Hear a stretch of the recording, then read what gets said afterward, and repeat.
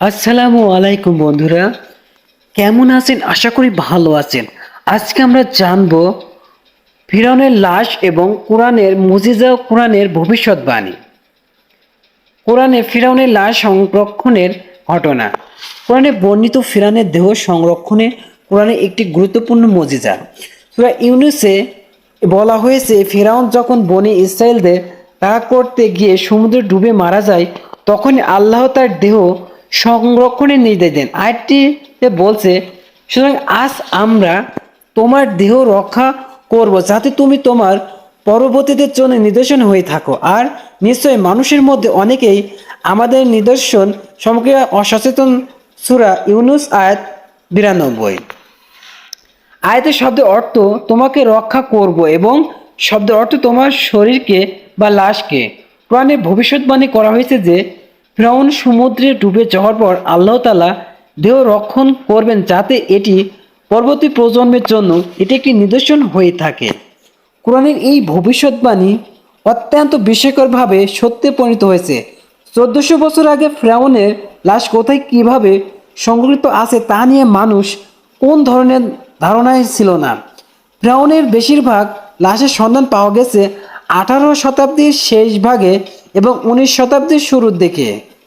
Ramesses দ্বিতীয় ছিলেন ফিরআউনের মধ্যে অন্যতম প্রধান ফেরাউন, যার মমি 1881 সালে আবিষ্কৃত হয়। ধারণা করা হয় যে মুসা আলাইসাল্লামের সময়ে রামেসেস দ্বিতীয় এর শাসনকাল চলছিল, কারণ ফিরআউনদের মধ্যে এই রামেসের দ্বিতীয় এর রাজত্ব সবচেয়ে বেশি দিন টিকেছিল।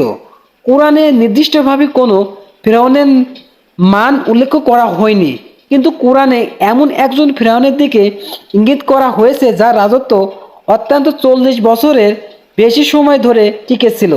কারণ কোরআনে বলা হয়েছে, ফিরআউনের গৃহ মুসা আলাইসাল্লাম শিশুকাল থেকে লালিত পালিত হয়েছিলেন এবং বড় হয়েছিলেন। কোরআনের সূরা কাসাসের 14 নম্বর আয়াতে বলা হয়েছে, মুসা আলাইসাল্লাম যখন উপনীত হন, তখন আল্লাহ তাকে নবুয়ত দান করেন। যখন মুসা যৌবনে পদার্পণ করলেন এবং পরিণত বয়স্ক হয়ে গেলেন, তখন আমি তাকে প্রজ্ঞা ও জ্ঞান দান করলাম। এমনিভাবে আমি সৎকর্মীদেরকে প্রতিদান দিয়ে থাকি। সূরা কাসাস আয়াত 28 থেকে 14। পরিণত বয়স বলতে সাধারণত 20 থেকে 30 বছর বয়সকে বোঝায়, অর্থাৎ এরকম একটা বয়স পর্যন্ত মুসা আলাইহিস সালাম ফিরআউনের গৃহে ছিলেন। ঘটনাক্রমে মুসা আলাইহিস সালাম মিশরে এক ব্যক্তিকে ভুলক্রমে হত্যা করেন এবং প্রাণ ভয়ে মিশর থেকে মাদাইনে পালিয়ে যান। সেখানে বিয়ে করেন এবং প্রায় 8 থেকে 10 বছর অবস্থান করেন, যার কথা কোরআনে উল্লেখ করা হয়েছে সূরা কাসাসে। পিতা মুসাকে বলেন, আমি আমার এই কন্যাদ্বয়ের একজনকে তোমার সাথে বিবাহ দিতে চাই, এই শর্তে যে তুমি 8 বছর আমার চাকরি করবে। যদি তুমি লাশ 10 বছর পূর্ণ করো, তা তোমার ইচ্ছে, আমি তোমাকে কষ্ট দিতে চাই না। আল্লাহ চাহেন তো তুমি আমাকে সৎকর্মপরায়ণ পাবে। সূরা কাসাস আয়াত 28। এরপর আল্লাহ মুসা আলাইহিস সালামকে মিশরে ফিরে গিয়ে ফিরআউনকে দাওয়াত দিতে আদেশ দান করেন। কাজে এ সময় মুসা আলাইহিস সালামের বয়স প্রায় 40 বছর হবার কথা। এর মানে কোরআনে এমন একজন ফিরআউনের দিকে ইঙ্গিত করা হয়েছে যার শাসনকাল 40 বছরের দিকে সময় ধরে চলছিল। ফিরআউন শাসনকালে হিসাব করলে দেখা যায় রামেসের দ্বিতীয় সবচেয়ে অধিক সময় প্রায় 66 বছর ক্ষমতায় ছিলেন। তিনি জোরপূর্বক শ্রমিক নিয়োগ এবং বড় বড় রাজপ্রাসাদ নির্মাণ করতেন বলে বাইবেল থেকে জানা যায়। অন্যান্য ফিরআউনের শাসনকাল বিবেচনা করলে রামেসের দ্বিতীয় মুসা আলাইহিস সালামের সময়ে ফিরআউন হিসাবে শাসন করেছিলেন বলে মনে হয়। মিশরের বিভিন্ন মিউজিয়ামে 15 জন ফিরআউনের মমি সংগৃহীত আছে।